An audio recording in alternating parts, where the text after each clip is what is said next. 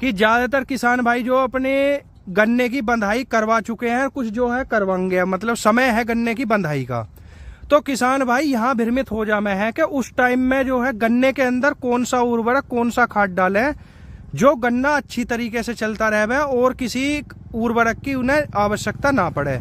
क्योंकि ज्यादातर जो खेतों में भ्रमण करके देखा गया है अब के टाइम में जो है पिछले गत वर्ष के मुकाबले अच्छा गन्ना है, तो किसान भाई के अंदर जो है कुछ भ्रांति भी है कि भाई यो डालो वो डालो ये खाद डालो ये जैसे विक्की चौधरी हैं जी, गन्ने में एक बीमारी है, पहले पत्ती पीली पड़ती है फिर काली पड़ जाती है, इलाज बताइए। हाँ, ये बीमारी नहीं, ये मीलीबग कीड़े का वो है, और मीलीबग कीड़े के लिए मैंने बताया है कि आधा लीटर प्रोफेनोफोस और ये 250 मिलीलीटर आपकी इमिडाक्लोरपिरिड, इसको 180 से 200 लीटर पानी में घोल बना के स्प्रे करने से ये रोग से आप कीड़े से।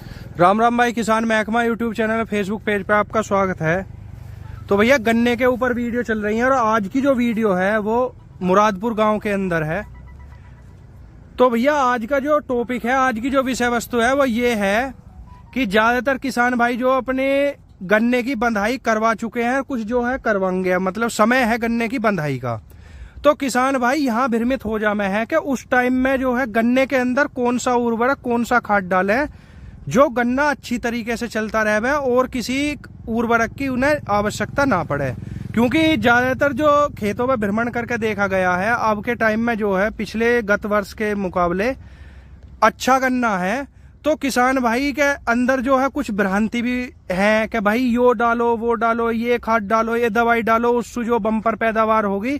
तो सामने कुशलवीर सिंह जी हैं और भाई किसान भी हैं, उनसे भी जानकारी लेंगे। एक बार कुशलवीर सिंह जी से परिचय करा दे। मैं राम राम जी। राम जी, नमस्कार सभी श्रोताओं को। मैं Kushalveer, senior cane development manager, Simbhaoli sugars limited, Simbhaoli. जैसा जी आज का विषय है कि गन्ने की बंधाई चल गई और इस दौरान में हमारे जो किसान भाई हैं वो ये सोच रहे हैं कि भाई गन्ने के अंदर कौन सा ऐसा उर्वरक डाला जावे कि गन्ना जो है बम्पर पैदावार की तरफ बढ़े, उनका जो गन्ना स्वस्थ रहे। बिल्कुल बिल्कुल। देखो, बढ़वार का एक समय होता है जी और खाद डालने का भी एक समय होता है। वैसे तो पहले हिसाब को देखा जाए, जो पहले समय से बुआई हो जाती थी तो उसके अनुसार तो 30 जून को यूरिया या कोई भी फर्टिलाइजर की जो अंतिम मात्रा है वो पूरी कर देनी चाहिए।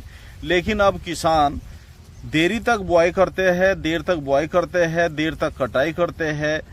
उसकी वजह से 15 जुलाई, 20 जुलाई या पूरी जुलाई तक हम फर्टिलाइजर दे सकते हैं। इसके बाद 30-31 जुलाई के बाद बिल्कुल भी फर्टिलाइजर नहीं देना चाहिए। अब कौन से उर्वरक की हमें जरूरत है गन्ने में, चूंकि हमें जो इसका तना है या वानस्पतिक भाग है यही हमारे लिए उपयोगी होता है, इसी से हमें कीमत मिलती है। तो इसके लिए हम वानस्पतिक वृद्धि के लिए यूरिया प्लस कैल्शियम नाइट्रेट, इन 2 उर्वरकों का मिक्सचर हम प्रयोग कर सकते हैं। यदि किसी ने सूक्ष्म पोषक तत्वों का मिक्सचर नहीं डाला तो 10 किलोग्राम सूक्ष्म पोषक तत्वों का मिक्सचर भी ऐड कर सकते हैं। इसके लिए 1 bag urea, 15 kilo calcium nitrate, 10 kilo ferrous sulphate और 10 किलो माइक्रोन्यूट्रिएंट का मिक्सचर, जिसे गन्ना स्पेशल भी कहते हैं, माइक्रो फूड आता है टी स्टेंस कंपनी का, अलग अलग कंपनियां अलग अलग नामों से बनाती है। इस मिक्सचर को आप बंधाई होने के बाद लाइन लाइन डाल दे और उसके बाद किसी उर्वरक की आपको आवश्यकता नहीं पड़ेगी। दूसरी बात मैं ये कह रहा, मैंने पहली कई वीडियो में किसानों को साफ संदेश दिए है कि prevention is better than cure, उपचार से बचाव बेहतर है। समय से पहले हमें दवाई का प्रयोग करना चाहिए, लेकिन रोग और कीट लगने के बाद किसान बड़े उतावले हो जाते हैं कि कौन सी दवाई काम करेगी, कितनी मात्रा डालनी चाहिए। मैं आपको थोड़ी जानकारी दे दूं, मैंने टॉप बोरर पे कई वीडियो बनाई है। किसान की फसल, किसान को देखने से ये पौधा भी अच्छा लग रहा होगा, ये पौधा भी साफ दिखाई दे रहा होगा, लेकिन मैं बता दूं आपको कि इस पौधे में टॉप बोरर का प्रकोप है। नीचे से बिल्कुल साफ है, ऊपर से भी साफ है। पत्ती से किसी किसान को पता नहीं चलेगा कि इसमें टॉप बोरर लगा हुआ है, लेकिन मैं आपको दिखाऊं, थोड़ा सा टाइम जरूर लग सकता है।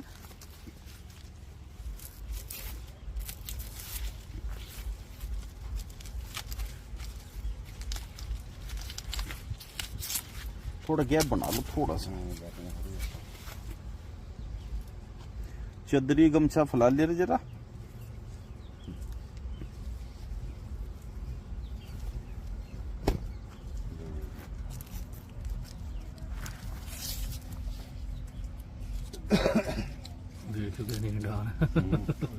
पूरा पूरे में ही है।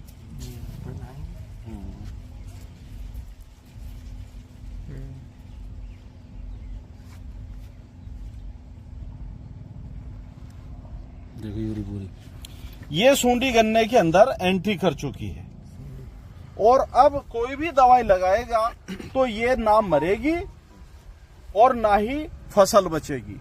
इस तरह से समय रहते हुए ही हमें इसका उपचार करना चाहिए। इसके लिए मैंने कई बार बताया है 150 millilitre, 150 millilitre Coragen, 150 millilitre citizen, 8 kilo Fertera, 8 kilo विस्तारा, 5 किलोग्राम वर्टागो या 12 किलोग्राम कार्बोफ्यूरान का प्रति एकड़ की दर से अवश्य प्रयोग करें। उसके बावजूद भी ये समस्या पैदा हो जा रही है। चाहे तो दवाई डालने का समय ठीक नहीं है, हम लगने के बाद में दवाई डालते हैं, या दवाई हमने समय पे नहीं डाली या सही विधि से नहीं डाली, बिखेर दी, इसको कोराजन को बिखेर दिया, इसको फटेरा को यूरिया में मिला के छींटा दे दिया, खाली कूड़ में भी गया है। इस तरह से दवाई की बर्बादी ना करें। दूसरा एक रोग दिखाई दे रहा है, ये पोका बोइंग रोग है। इसमें क्या है, पत्ती गल के सिकुड़न होके टूट जाती है और गन्ना नुकीला हो जाता है, भालेनुमा हो जाता है। उसमें गन्ने की पैदावार पे बहुत कुप्रभाव पड़ता है और इसका सही इलाज ये है कि कॉपर ऑक्सीक्लोराइड, बंधे हुए गन्ने में आप कॉपर ऑक्सीक्लोराइड का प्रयोग आसानी से स्प्रे के द्वारा कर सकते हैं। कुछ किसान कहते हैं बिखेरने वाली कोई दवाई इसमें लाभकारी नहीं है। 500 से 700 ग्राम कॉपर ऑक्सीक्लोराइड प्रति एकड़ की दर से आप खड़ी फसल में 150 से 180 लीटर पानी में घोल बना के छिड़काव कर सकते हैं। यदि घोल की मात्रा बढ़ानी है तो इसी सांद्रता का घोल आगे तैयार कर सकते हैं। घोल भले ही 150 की जगह पे 200 सवा 200 लीटर भी पड़ जाए तब कोई बात नहीं, लेकिन 150 लीटर पानी में 500 ग्राम कॉपर ऑक्सीक्लोराइड घोलना जरूरी है। अगला घोल फिर इसी सांद्रता का बनाए यदि आगे जरूरत पड़ती है तो। इससे हम पोका बोइंग का नियंत्रण कर सकते हैं। ये ऊपर लगनी चाहिए, ये ऊपर पत्तियों पे। तो ये बहुत भयानक और फैलने वाली बीमारी है। इसे एयरबोर्न डिजीज कहते हैं। हवा के द्वारा, हल्की बारिश के द्वारा खेत के बाहरी सिरे से अंदर की तरफ फैलती है। एक समस्या और दिखाई दे रही है आजकल मीलीबग की। मीलीबग में क्या है कि गन्ने की जो पत्ती है उसके बीच में एक कीड़ा चिपका रहता है और वो गन्ने की पत्ती का, तने का रस चूसता है और रस चूसने के बाद में उसे कमजोर कर देता है, खेत नीचे को बैठता रहता है। मीलीबग के नियंत्रण के लिए आप 500 मिलीलीटर प्रोफेनोफोस प्लस साइपरमेथ्रिन, उसमें 250 मिलीलीटर इमिडाक्लोरपिरिड को मिला के प्रति एकड़ की दर से 150 से 180 से 200 लीटर पानी में घोल बना के आप प्रति एकड़ की दर से स्प्रे कर दे, तो उससे हम मीलीबग कीट से भी अपनी फसल को बचा सकते हैं। ये एक छोटी सी जानकारी किसानों को इस वीडियो के माध्यम से देनी थी। किसी किसान की कोई क्यूरी जो पहली वीडियो में, तो मैं उसका भी समाधान करने को तैयार। जी, पहले कुछ सवाल हैं जो किसान कमेंट कर रहे हैं कि उनके फसल में वे रोग लगे हुए हैं, तो उनके बारे में थोड़ा जानकारी दो जी। बिल्कुल। जैसे विक्की चौधरी हैं जी, गन्ने में एक बीमारी है, पहले पत्ती पीली पड़ती है फिर काली पड़ जाती है, इलाज बताइए। हाँ, ये बीमारी नहीं, ये मीलीबग कीड़े का वो है। और मीलीबग कीड़े के लिए मैंने बताया है कि आधा लीटर प्रोफेनोफोस और ये 250 मिलीलीटर आपकी इमिडाक्लोरपिरिड, इसको 180 से 200 लीटर पानी में घोल बना के स्प्रे करने से ये रोग से आप कीड़े से निजात पा सकते हैं। सुरजीत रावत हैं जी, वो कह रहे हैं गन्ने की मोटाई बढ़ाने के लिए कौन सा खाद डालें? सबसे बढ़िया खाद पोटास है। यदि मोटाई नहीं बढ़ी है तो पोटास डालें, लेकिन गन्ना बढ़ने से पहले डालें। जब गन्ने में पोरी बढ़नी शुरू हो जाती है तब मोटाई बढ़ने का कोई मतलब नहीं बनता। दीपक चौधरी हैं जी, इस समय गन्ने में यूरिया डालने से कोई बीमारी तो नहीं आएगी? यूरिया डालने से कभी कोई बीमारी नहीं आती। जो रिकमेंडेड डोज है उसी का प्रयोग करें, इससे ज्यादा ना करें। अनुज चौधरी है जी, गन्ने में कैल्शियम नाइट्रेट या कैल्शियम क्लोराइड कौन सा बेहतर रहेगा? देखो अब तो बरसात शुरू होगी, कैल्शियम क्लोराइड भी डाल सकते हैं, लेकिन यदि बरसात नहीं होती तो कैल्शियम नाइट्रेट ही डालना चाहिए। वैसे कैल्शियम नाइट्रेट बेहतर है। इनका एक और सवाल है जी, कौन से फंगीसाइड के साथ जो है जिब्रेलिक एसिड, एनपीके और माइक्रो न्यूट्रिएंट डाल सकते हैं? केवल कॉपर ऑक्सीक्लोराइड को छोड़ के किसी के भी साथ मिला सकते हैं, कोई दिक्कत नहीं है। ये है जी देव एडिट के नाम से है, सोलोमोन भी काम करेगा क्या पोका बोइंग पे? सोलोमन ये एक जी कीटनाशक है, इंसेक्टिसाइड अब है। इसके बारे में इसका क्या तत्व है, क्या सक्रिय तत्व है, इसकी मुझे जानकारी नहीं है। कोई ये है जी दोस्त मोहम्मद जैसई जसोई से जी, इफ्को की सीरा सागी की जगह कोई विकल्प बताए जो 20 लीटर टैंक में कितनी फिप्रोनिल तथा इमीडा डाली जावे। मतलब अलग से जैसे फिप्रोनिल ले ले में और अलग से इमीडा ले ले, तो क्या उसकी जो है 20 लीटर के उसमें 20 लीटर के टैंक में यदि इमीडा डालनी है तो आप 20 से 25 ml डाल सकते हैं, और फिप्रोनिल डालना है तो वो भी इतना ही डाल सकते हैं। लेकिन मैं फिप्रोनिल का किसान को प्रयोग करने की ज्यादा सलाह नहीं देता, फिप्रोनिल से ज्यादा हद तक बचना चाहिए। ये पवन कुमार है एक जी, जफर अली हैं, वो बोल रहे हैं शामली तक के किसान निर्देशानुसार दवाई का प्रयोग कर रहे हैं, जिस वजह से पैसा भी बच रहा है, संपूर्ण लाभ भी फसल को मिल रहा था। इन्हें क्या बोलना चाहोगे? नहीं, मैं इनका धन्यवाद बोलूंगा भाई, इनका तहे दिन से धन्यवाद।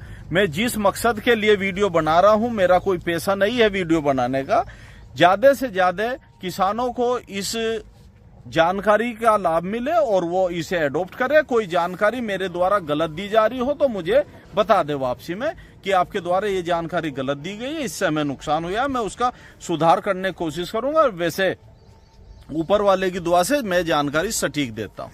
विकास गुर्जर हैं जी, वो कह रहे हैं कॉपर सल्फेट तथा कॉपर ऑक्सीक्लोराइड में कौन सा फंगीसाइड अच्छा है? कॉपर ऑक्सीक्लोराइड अच्छा है जी। सुदेश शर्मा बोल रहे हैं जी, पोका बोइंग के लिए नीला थोता भी डाल सकते हैं? नीला थोता जड़ में पड़ेगा और हमें स्प्रे करनी पड़ती है, तो स्प्रे ऊपर होती है पत्ती पे, तो हम कॉपर ऑक्सीक्लोराइड का ही स्प्रे करें उसमें। तो भैया जो कमेंट बचे हैं अगली वीडियो में उनका जो है जवाब दिया जाएगा। फिलहाल जो एक दो किसान है उनसे बात कराएंगे, मतलब जो है राम राम भैया, मतलब नाम और गांव का पता बताओ भैया। मेरा नाम अंकित वर्मा है जी, फ्रॉम मुरादपुर से।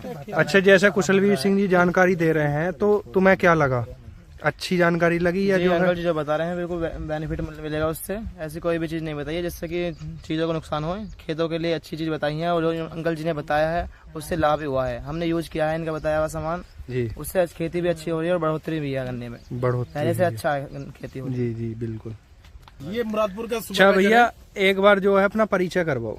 नाम शेखर है जी, जी और मुरादपुर सर्किल देख रहा हूँ। जी जी। तो जैसे कुशलवीर सिंह जी हैं, इनकी जानकारी जो है लाभदायक है किसानों के लिए ना? बहुत ज़्यादा लाभदायक है, मैं किसानों को बताता भी हूँ जी, और इससे बहुत फायदा मिला है किसानों को। फीडबैक अच्छा रहा है। जी जी बिल्कुल। अच्छा राम राम जी, राम राम। अपना एक परिचय करवाओ जी। हमारा घर तो यहाँ नहीं, नाम गांव का पता बस। मुरादपुर, नाम क्या है जी? रामनिवास यादव।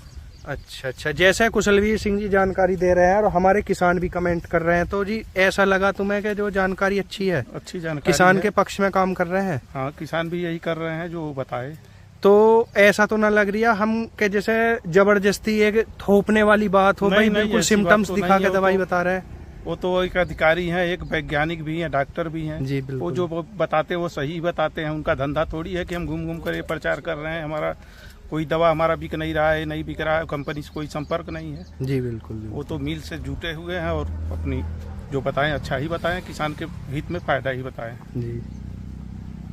तो भैया आज की जो वीडियो ही वो ही गांव मुरादपुर के अंदर, डिस्ट्रिक्ट हापुड़ के अंदर, और इसमें जो जानकारी दी गई है वीडियो में भाई पोका बोइंग के ऊपर भी है, और टॉप बोरर के बारे में भाई सूंडी दिखाई, बिल्कुल स्वस्थ पेड़ के अंदर सूंडी ही उसका, और मिलीबग के बारे में भी जानकारी दी गई है। सबसे बड़ी बात भाई हमारे जो किसान भाई हैं वो ये सोचे हैं कि जैसे गन्ने की बंधाई हो गई तो भाई यूं सब कुछ चीज डाल दो गन्ने के अंदर, जो दुकानदार उन्हें बता दे भाई ये डाल दे, डाई डाल, ये डाल, पोटाश डाल, इस तरीके से ना डालें। अपना जो गन्ना है ज्यादा लागत और ज्यादा डोज भी हमारे गन्ने ने बिठा दे हुए है, तो एक सीमित डोज और सीमित लागत ही कि गन्ने के अंदर लगाम है। अब तक गन्ना काफी अच्छा चला हुआ किसानों का, उम्मीद है आगे भी किसानों गन्ना अगर जो निर्देशानुसार कार्य करोगे तो ऐसा ही चलता रहेगा। तो भैया अगर वीडियो अच्छी लगी हो वीडियो को लाइक करें, चैनल को सब्सक्राइब करें, जरूर करें। दूसरी बात भाई, जो किसान हमें कमेंट कर रहे हैं, हमारा आभार व्यक्त कर रहे हैं, उनका हम जो है तहे दिल से आभार व्यक्त करे हैं। और दूसरी बात यह है कि भाई अगर तुम्हें जानकारी अच्छी लग रही है तो हम अपने पड़ोसी जो किसान है उन्हें भी जो वीडियो को शेयर जरूर करें। राम राम भाई।